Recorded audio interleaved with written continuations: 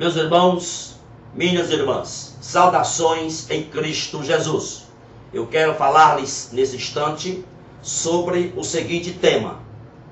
É bíblico um crente colocar outro crente na justiça dos homens?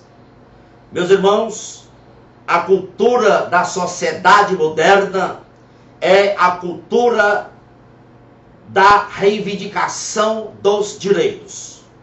É comum ouvirmos expressão do tipo: se você sofrer injustiça, reaja, exerça seu direito. Aquele que cometer um agravo a você, aquele que trouxe prejuízo a você, coloque-o na justiça. Meus irmãos, a igreja de Corinto foi veementemente advertida pelo apóstolo Paulo sobre as intenções de se contestar alguém na justiça comum dos ímpios.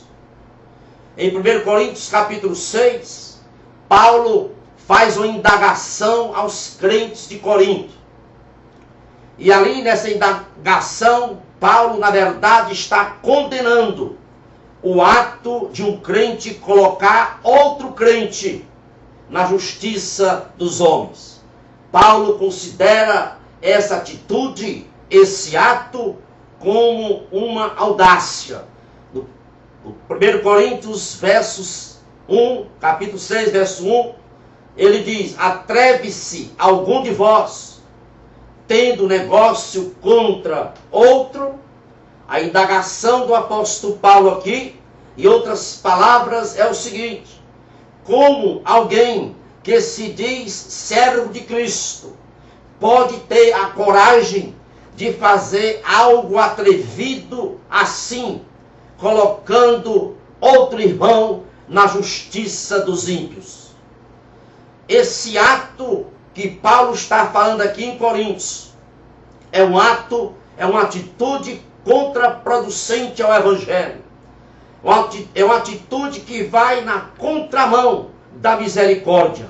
Porque Jesus disse que nós deveríamos amar os nossos inimigos, deveríamos amá-los, bendizê-los e orar por eles. Ainda no capítulo 6, do verso 5 e 6 de 1 Coríntios, Paulo aqui aconselha que a atitude sensata, a atitude correta diante de uma controvérsia na igreja é procurar irmãos na fé para resolver essa controvérsia e não procurar a justiça dos ímpios. No versículo 5 e 6 de 1 Coríntios, capítulo 6, Paulo diz assim: para vos envergonhar, digo, não há entre vós sábios, nem mesmo um que possa julgar entre seus irmãos? Mas um irmão vai a juízo contra outro irmão, e isso perante incrédulos. Meus irmãos, o ensino de Paulo aqui é que, em se tratando de questões terrenas, nós temos que ser mediadores, conciliadores, e assim nós cumpriremos a bem-aventurança da ordem de sermos pacificadores.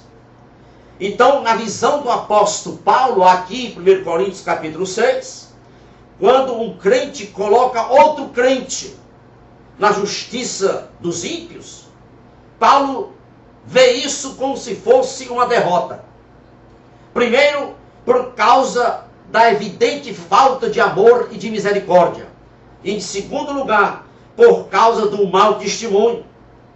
Porque nesse caso, quando se vai à justiça dos ímpios, dos incrédulos, é algo inverso. Quer dizer, os ímpios, os incrédulos, é quem interfere na igreja para que ela tenha paz. Como deveria ser ao contrário. Então, Paulo considera isso um agravo sério, uma coisa anti-evangelho. Em Corinto, ali as questões entre os irmãos não estavam sendo resolvidas dentro da comunidade cristã, não.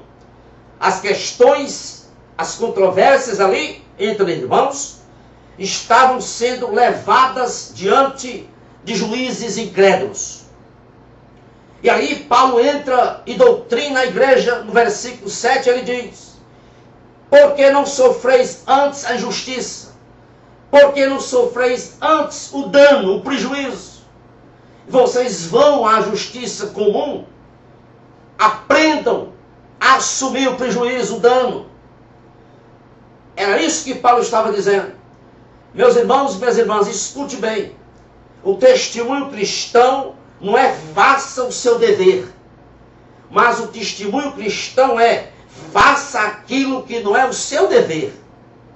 O testemunho cristão é quando formos maltratados, caluniados, injuriados, a resposta a isso, a nossa reação a isto é o perdão.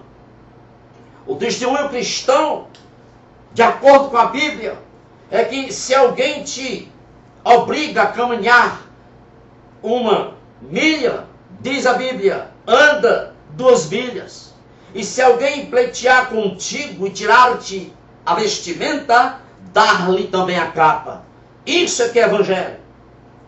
Meus irmãos, escute bem, a comunhão do corpo de Cristo é algo mais importante que existe e tem que ser preservada.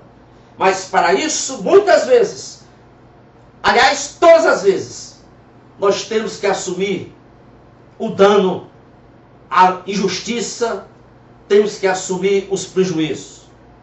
Então, o conselho do apóstolo Paulo, aqui no verso 7, o conselho dele, quando ele diz: por que não sofreis antes a injustiça? Por que não sofreis antes o dano? Na verdade, Paulo está dizendo, é melhor ficar com prejuízo, é melhor sofrer o dano, a injustiça, contanto que isso promova a unidade do corpo de Cristo e não escândalo para o Evangelho. Escute bem, meu amado irmão, minha irmã que está me ouvindo. Se você preferir contender na justiça comum dos homens contra o irmão, você ainda não entendeu o Evangelho de Cristo. Se você preferir não abrir mão, preferir não assumir o prejuízo, o dano para si, não sofrer a injustiça, não admitir que é injustiça, mas você não quer assumir esse dano, você ainda não entendeu o ministério do nosso Salvador e Redentor Jesus Cristo. Nós precisamos entender que nós somos um povo celestial, com um chamado celestial e com um lar celestial.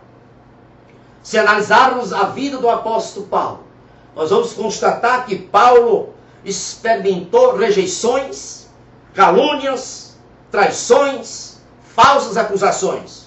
Mas sabe qual foi a resposta de Paulo a tudo isso? Ele diz lá em 2 Coríntios, capítulo 12, verso 9 e 10. Pelo que sinto prazer nas injustiças e nas perseguições por amor de Cristo Jesus. E lá em 1 Coríntios, capítulo 4, 12 e 13, Paulo diz: quando somos injuriados, bendizemos. Quando somos perseguidos, suportamos.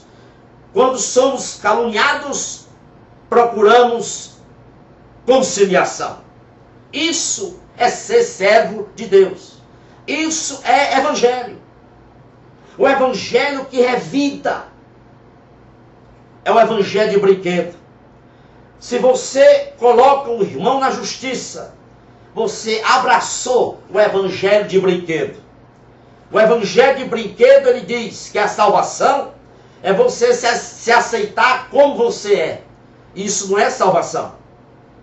Salvação é você tornar-se aquilo que Deus quer que você seja. E isso ocorre através do poder do Espírito Santo na sua vida. Precisamos entender que o verdadeiro evangelho é o evangelho da autonegação, da renúncia, do caminho estreito. Aquele evangelho que, ao sofrer os agravos, os prejuízos, prefere ficar com os agravos, com as injustiças, do que causar escândalo no evangelho. E, meus irmãos, o evangelho de brinquedo é o que muitos estão assumindo hoje. Aquele evangelho que, ao receber o sermão, a mensagem no fim do culto, você sai dizendo: louvado seja eu, louvado seja eu. É isso que muitos estão pregando: louvado seja eu. É isso que está gerando esses escândalos de crente colocando outro na justiça comum dos homens, de pastores condenando outro na justiça dos homens. A mídia tem ridicularizado a igreja por causa desse mau testemunho, por causa daqueles que têm seguido o evangelho de brinquedo. Meu amado irmão, colocar outro na justiça comum, pastor que coloca outro na justiça, crente que coloca outro crente na justiça dos ímpios. Sinceramente, eu não sei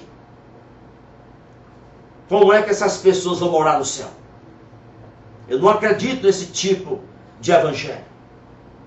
Louvado e agradecido seja o nome do Senhor Jesus. Que Deus lhe abençoe rica e abundantemente. Reflitamos sobre isso. Se você colocou alguém na justiça, porque sofreu um agravo, uma acusação, uma calúnia, uma injustiça, é preciso ir lá e tirar o nome desse irmão, se reconciliar com ele, porque no céu não haverá lugar para esse tipo de procedimento. Que Deus abençoe. Louvado seja Deus. Amém e amém.